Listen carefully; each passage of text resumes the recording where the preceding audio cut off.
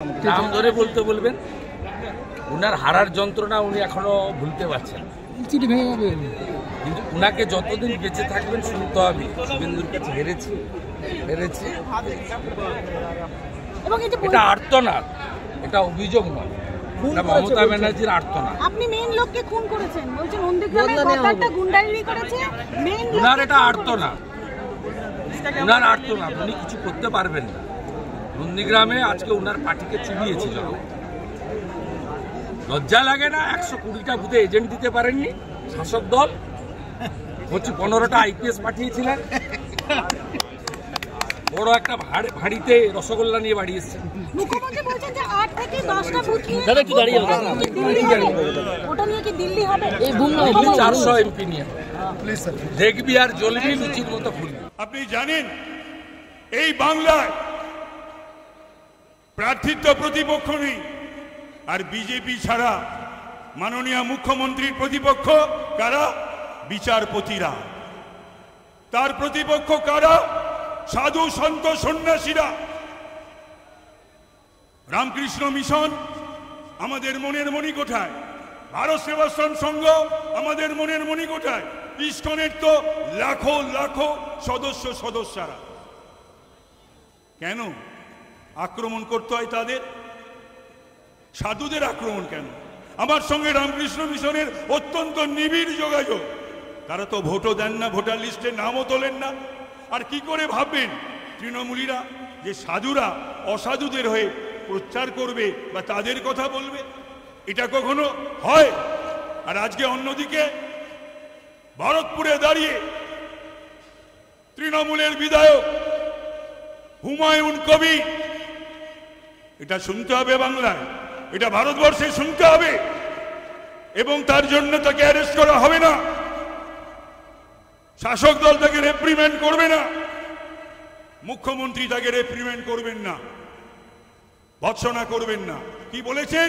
মুর্শিদাবাদে আমরা 70%, ওরা 30। এই ভগীরথীর জলে 2 মিনিট সময় লাগবে সকলকে ফেলে দিতে। ও বোধহয় ভুলে গেছে ভারতবর্ষে ওদের শতাংশ কত, আমাদের শতাংশ কত। একথা বলা যায়? আমি যখন রাজাবাজারের 29 নম্বর ওয়ার্ডে প্রচার করছি, কসাই মহল্লায় ঢুকেছি, অর্ধেক হয়ে গেছে, 29 নম্বরে অর্ধেক বাকি, শেষ করেছি। তখন সেখানে একটা আওয়াজ এলো কানে, আমি স্তম্ভিত। এই আওয়াজ তো বাংলায় শুনিনি কখনো, এই আওয়াজ তো এর আগে শুনিনি। আমি 12টা নির্বাচন, এটা আমার 13 নির্বাচন আমি লড়ছি, এর আগে 12টা নির্বাচন লড়েছি। কি বলছে? মোহাম্মদ আসিফ আর মোহাম্মদ জামিলের নেতৃত্বে সব নাম দিয়েছি, থানাকে, ডিসিকে এবং সিপিকে লিখেছি, ইসিকে। কি বলছেন? মুসলিম মহল্লা মে ঘুষা কিউ? স্তম্ভিত। দ্বিতীয়বার যখন বলল প্রতিবাদী চরিত্র, ঘুরে দাঁড়ালাম, প্রতিবাদ করলাম। ওইখানে দাঁড়িয়ে ওসি নারকলডাঙ্গা, ডিসি, ইএসডি এবং সিপিকে ফোন করে বললাম, এগুলো হবে নাকি? বাংলা এইসব হচ্ছে? ভারতবর্ষে এইসব হবে? এইগুলো শুনতে হবে? সাম্প্রদায়িক বীজ কারা ছড়াচ্ছে? কারা ছড়াচ্ছে? কারা সাধু সন্তদের আক্রমণ করছে? বিচার ব্যবস্থাকে, বিচারপতিদের আক্রমণ করছে। আজকে আপনি যদি নজরদারি রাখতেন, আপনি যদি চরম চরম দরম দরম গুরু বাতাসা নকুল দানা যদি একটু শাসন করতেন, তাহলে কিন্তু আপনার ওই স্নেহের ভাইটি আজকে তিহার জেলে থাকতো না। আজকে আপনি উত্তর কলকাতায় যদি ভোট চাইতে আসেন কারুর হয়ে, মানুষ দুটো দেখে ভোট দেয়, একটা দল দেখে, একটা প্রার্থী দেখে। আপনি উত্তরের জন্য কি করেছেন যদি এই প্রশ্ন আমি করি? আপনি উত্তর কলকাতার জন্য কি করেছেন? আপনি তো দক্ষিণ কলকাতার দিকে চোখ আপনার। 1 ডজন মন্ত্রী, আর সাধন পান্ডে মারা যাওয়ার পর একটাই শশী পাইয়া মন্ত্রী, আর আপনার ওখানে 1 ডজন। 3 বার মেয়র, একবারও উত্তর কলকাতার ভাগ্যে শিখে ছেড়েনি। কেন উত্তর কলকাতায় কি ফিরহাদের থেকে ভালো যোগ্য প্রার্থী নেই? চেয়ারম্যান 3 বার, সেটাও কি জোটে না উত্তর কলকাতার? আপনি শিল্পমন্ত্রী করেছেন বটে শশীকে, ডক্টর শশী পাজাকে, কিন্তু যখন আপনি লডবহর নিয়ে স্পেনে যান, কত লোকজনকে নিয়ে আপনি স্পেনে গেছিলেন বলুন? সাংবাদিক, বিজনেসম্যান, নিজের লোকজন, সিকিউরিটি পার্সোনেল, মায় আধিকারিক, কিন্তু আপনি শিল্পমন্ত্রীকে সঙ্গে নেন। আপনি মানুষকে অপমান করতে ভালোবাসেন,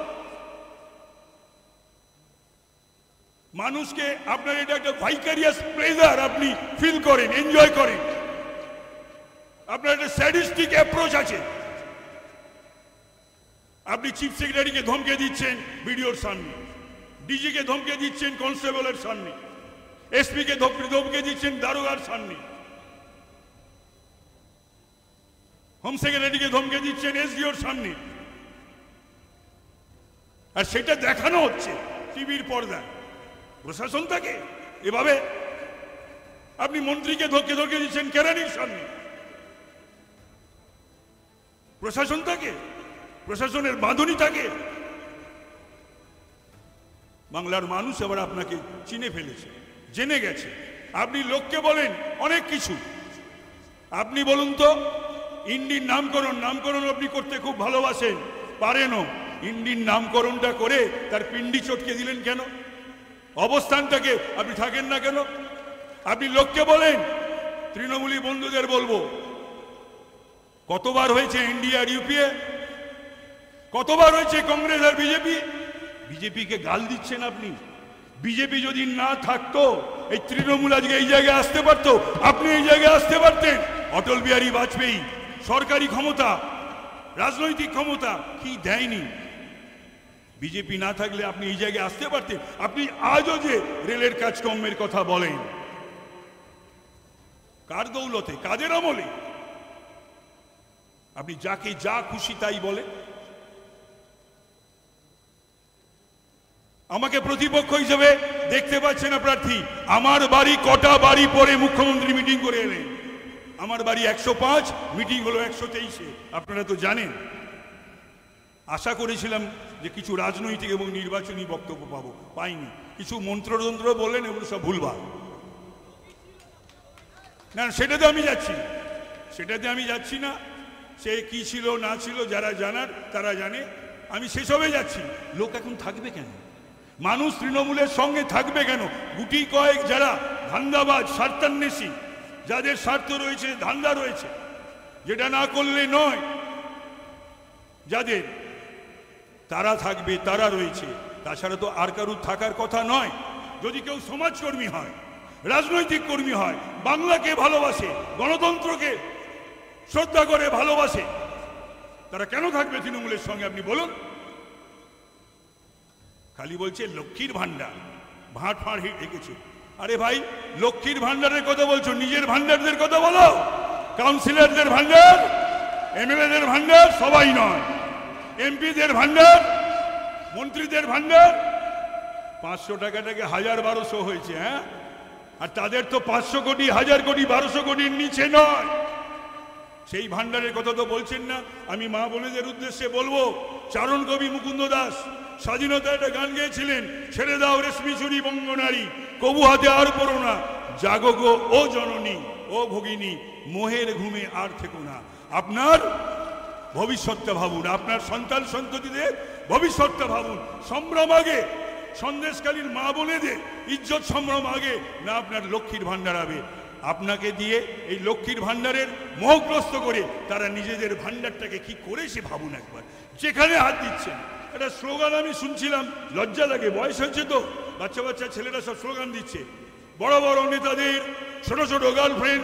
আমি তো অবাক, বড় বড় নেতাদের ছোট ছোট গার্লফ্রেন্ড কি? ওই পার্থ তার মেয়ের থেকেও ছোট এমন একজন গার্লফ্রেন্ড, যার বাড়িতে কয়েক মন সোনার গয়না আর 50 কোটি টাকা পাওয়া যায়। এর জন্য তৃণমূলকে ভোট দিয়েছিলেন? এর জন্য তৃণমূলকে সমর্থন? নিশ্চয়ই নয়।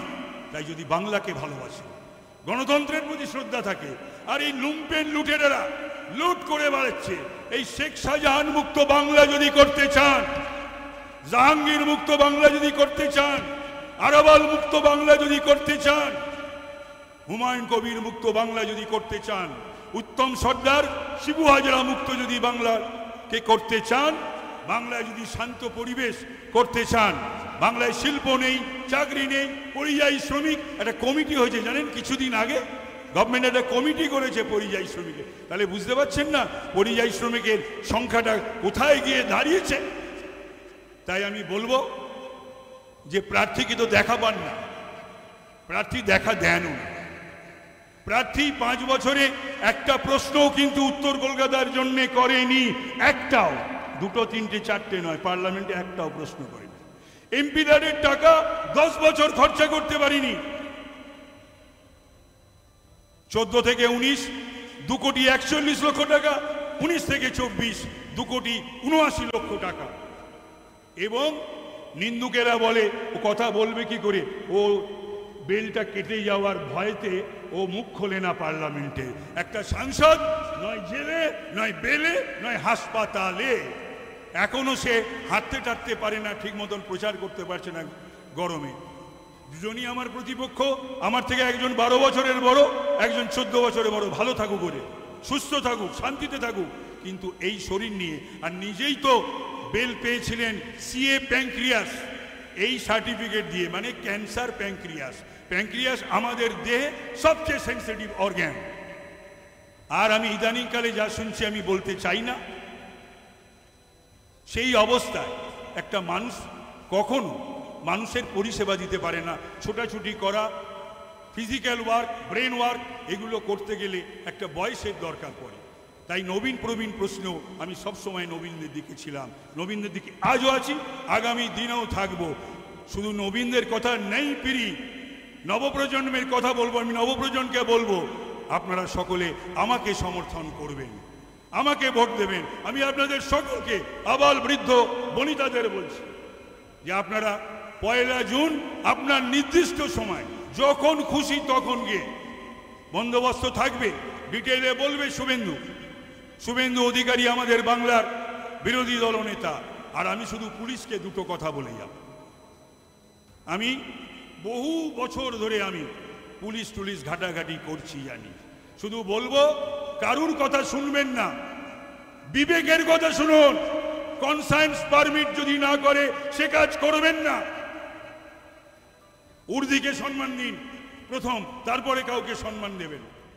আজকে দাঁত নখ বের করে তৃণমূল কংগ্রেসের গুন্ডারা পুলিশকে সাথে নিয়ে সর্বত্র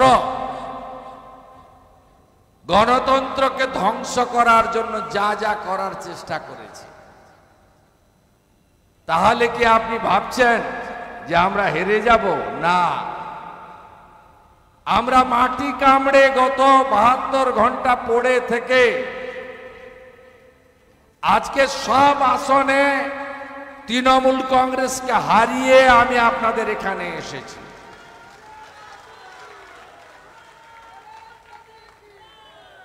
আপনি ওদের প্রার্থীদের কান্নাকাটি দেখছিলেন না? অবশ্য ব্যতিক্রম প্রার্থীও আছে। গরু পাচারকারী এনামুলের টাকায় সিনেমা করা, ঘড়ি, জুতা, জামা উপহার নেওয়া এনামুলের ডায়েরি থেকে পাওয়া গেছিল। তিনি আবার সবুজ আবির মেখে ঘুরছেন। এই তৃণমূল কংগ্রেসকে লাস্ট দফাতে দফা রফা করে দিতে হবে। কারণ দেশের সুরক্ষার স্বার্থে আর পশ্চিমবঙ্গে গণতন্ত্র প্রতিষ্ঠা করার স্বার্থে নরেন্দ্র মোদীজির নেতৃত্বে ভারতীয় জনতা পার্টি ইতিমধ্যে আমি বলবো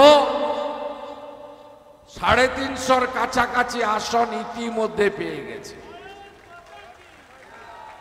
এমনকি গণনার আগে 3টে আসন বিনা প্রতিদ্বন্দ্বিতায় জিতেছে। মধ্যপ্রদেশের ইন্দোর, খাজুরাহ, গুজরাটের সুরাট। মোদীজিকে কেউ রুখতে পারবে না। তাহলে কেন সুদীপ বন্দ্যোপাধ্যায়কে আপনারা এখান থেকে পাঠাবেন? কেন মোদীজির আশীর্বাদ ধন্য প্রার্থী তাকে কেন আপনারা জেতাবেন না? মোদিজি নিজে উত্তর কলকাতার প্রচারে আসবেন 28 তারিখে। তাই নরেন্দ্র মোদিজির কাছে সঠিক যোগ্য সাংসদকে পাঠিয়ে আমরা উত্তর কলকাতা, আমাদের সবচেয়ে পুরনো কলকাতা, এর ঐতিহ্য আছে। পোলিং এজেন্টদের বাড়ি বাড়ি এনে তুলে এনেছে। আমি মন্ডল প্রেসিডেন্টদের বলছিলাম, পোলিং এজেন্টের নামের তালিকা প্রকাশ করবেন না, পোলিং এজেন্টের আগের দিন অন্য কোথাও সরিয়ে রাখবেন। এত যদি কাজ করে থাকেন পিসিআর ভাইপো, তাই সব করতে হয় কেন? আইপ্যাক আর মমতা পুলিশের জয়েন্ট ভেঞ্চার, যেখানে বিজেপির প্রার্থী যাবে তাকে গো ব্যাক বলো, খারাপ ভাষা উচ্চারণ করো। এই কালচার বাংলায় কেউ দেখেছেন এর আগে? মমতা ব্যানার্জির থেকেও বেশি সংখ্যাগরিষ্ঠতা এক সময় কংগ্রেসের ছিল। মমতা ব্যানার্জির থেকেও বেশি আসন 2006-এ বুদ্ধবাবু পেয়েছিল 235। আমি ওদের রাজনৈতিক মতাদর্শের প্রশংসা করছি না, কিন্তু রাজনৈতিক পরিবারের সদস্য, 1988 সাল থেকে কলেজের চেয়ার, 95 সাল থেকে পুরসভার কাউন্সিলর। আমি কখনো এই নোংরা রাজনীতি আমার 3 দশকের রাজনৈতিক জীবনে আমি দেখিনি। একই কালচার। আজকে সিরিজ অফ প্রার্থী জ্যোতির্ময় সিং মাহাতোকে বাধা দিয়েছে। ডাক্তার প্রণব টুডু, ভাবতে পারেন 1.5 লাখ টাকা বেতন, স্বামী স্ত্রী ডাক্তার, ট্রাইবেল জনজাতি মূলবাসী, 30 বছর বয়স, আরো 30-32 বছর আরামসে 10-15 কোটি টাকা, 20 কোটি টাকা রোজগার করতে পারত। চাকরি ছেড়ে দিয়েছেন মোদিজির জন্য, মোদিজির সঙ্গে কাজ করবেন। তার মাথা ফাটিয়েছে গড়বে তার খড়কুসমাতে। সিআইএসএফ এর 2 জওয়ানেরও মাথা ফাটিয়েছে।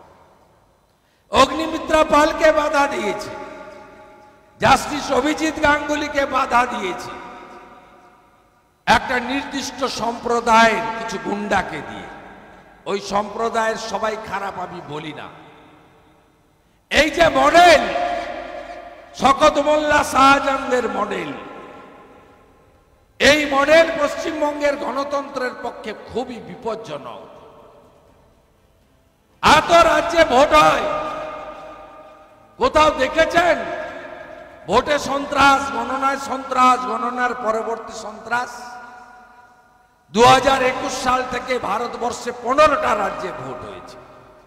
উত্তরপ্রদেশ, উত্তরাখণ্ড, পাঞ্জাব, গোয়া, মণিপুর, রিসেন্টলি ছত্তিশগড়, মধ্যপ্রদেশ, রাজস্থান, তেলেঙ্গানা, মিজোরাম, মাঝে ত্রিপুরা, কর্ণাটক, হিমাচল প্রদেশ। কোন রাজ্যে দেখেছেন ভোটে সন্ত্রাস, মানুষ খুন হচ্ছে? পুলিশ তৃণমূলের সবাই লোক জড়ো করছে।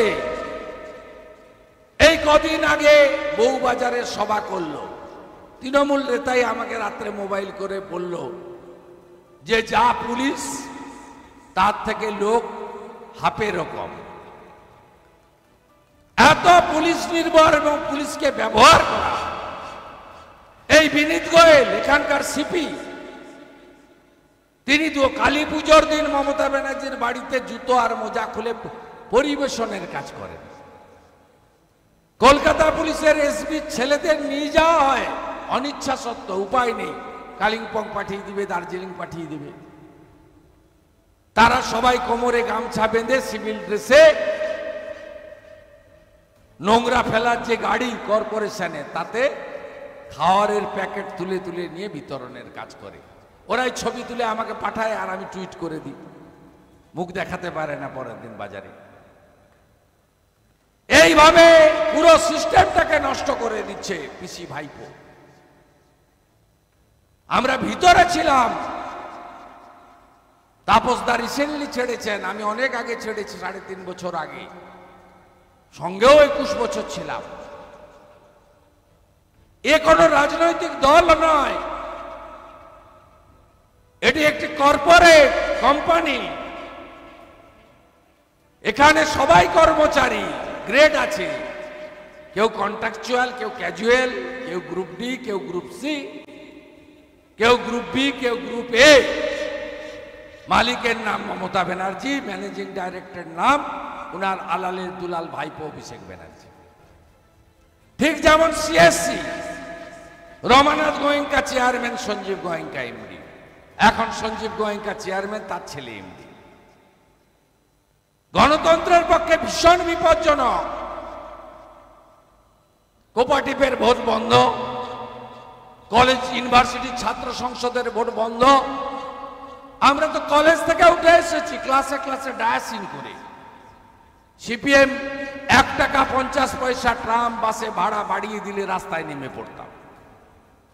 ছাত্র সংসদের ভোট হতো, প্রতিযোগিতা হতো, সবাই লড়তো, সিপি লড়তো, এসএফআই লড়তো, এআইএসএফ লড়তো, এবিভিপি লড়তো, এআইডিএসও লড়তো। কি মজা! গণনা হতো, একটা দল জিততো, সংসদ চালানোর দায়িত্ব নিত, নেতা তৈরি হতো কলেজে ইউনিভার্সিটিতে। মমতা ব্যানার্জি সেটাও বন্ধ করেছে 7 বছর। পৌরসভার ভোট হয়েছে, আপনি ভেবেছেন আমরা মাত্র 3টে পেয়েছি, বিজেপির এত দুরাবস্থা। 19 সালে লোকসভা নির্বাচনে বিজেপি এগিয়েছিল 44টা সিটে কলকাতা কর্পোরেশন। 21-এর বিধানসভা ভোটে ভারতীয় জনতা পার্টি এগিয়েছিল প্রায় 24-25টা সিটে, 3টে আসন ভোট হয়েছে। ওই ইভিএম এ ভিভিপ্যাট আছে, আপনারা কর্পোরেশনে ভোট দিয়েছেন ভিভিপ্যাট ছাড়া ইভিএম। পঞ্চায়েতে কি হলো দেখলেন না? 1 কোটি গ্রামের লোককে ভোট দিতে দেয়নি। 1 কোটি গ্রামের লোককে, 6 কোটি ভোটার। এই বিপজ্জনক গণতন্ত্রের পক্ষে 21 সালে নির্বাচনের পরে বেলেঘাটার অভিজিৎ সহ 57 জনকে খুন করল, ইনক্লুডিং মগরাহাটের প্রার্থী মানস সাহা। 1 লাখ হিন্দুকে ঘরছাড়া করেছে। আসামে ক্যাম্প করতে হয়েছে। আজকের উপরাষ্ট্রপতি, সেদিনের রাজ্যপাল জগদীপ ধনখড়জি আসামে গিয়ে তখনকার মুখ্যমন্ত্রী সর্বানন্দ সোনোয়াল, আজকের মুখ্যমন্ত্রী হেমন্ত বিশ্ব শর্মা ডাল ভাতের ব্যবস্থা করেছেন। ঝাড়খণ্ড পালিয়েছে, উড়িষ্যা পালিয়েছে, অনেক ছেলে তো আর ফিরেই আসে। ভাবতে পারেন কোন রাজত্বে আমরা বসবাস করি। কাশীধাম, বেনারস ধাম দেখে এসেছেন, প্রয়াগরাজ দেখে এসেছেন, কি করেছে মোদিজি, যোগীজি। তাপস রায়জিও পারবেন, সুযোগটা তো দিতে হবে। এই রকম সাংসদ পাঠাবেন কেন? উনি তো বাইরে আছেন কেন্দ্রীয় সংস্থার আনুকূল্যে। গৌতম কুণ্ডুর আতিথেয়তায় বিদেশে গেছিলেন, 4 মাস ভুবনেশ্বরে ছিলেন। ভুবনেশ্বরে গিয়ে অসুস্থ হওয়ার জন্য মমতা ব্যানার্জি গেলেন, গিয়ে বললেন ইনি মারা যাবেন, এনাকে বাঁচান। ডক্টর মহেশ গোয়েঙ্কাকে এখান থেকে তুলে নিয়ে যাওয়া হলো অ্যাপোলো ভুবনেশ্বরে। লিখলেন সাসপেক্টেড প্যাঙ্ক্রিয়াস প্রবলেম, মেডিকেল গ্রাউন্ডে বেলে আছে। দিল্লি কাল যদি চায় ভুবনেশ্বরের ওই বেলটা খারিজ করার জন্য সুপ্রিম কোর্টে যাবে, পরের দিন আবার চলে যাবে ভুবনেশ্বর, টাটা বাই বাই। এই রকম অপদার্থ লোকজনকে পাঠাবেন না। কলকাতাটাকে বাঁচান। একটা পুকুরের অস্তিত্ব নেই। ওই ঠাকুর পুকুর থেকে মধ্যমগ্রাম 5000 পুকুর বুঝিয়েছে এরা। গার্ডেন নিচে দেখলেন না, ধপ করে একটা বিল্ডিং পড়লো, ববি হাকিমের মাথায় পড়েনি, 12টা গরিব মুসলমানের মাথায় পড়েছে। কার্নিস বের করলে টাকা, জলের লাইনে টাকা,